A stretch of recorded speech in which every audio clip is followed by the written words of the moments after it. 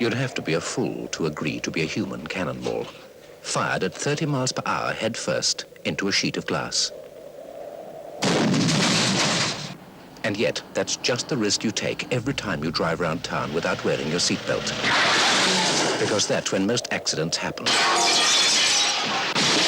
On short trips at 30 miles per hour or less. Especially on a short trip. Clunk, click.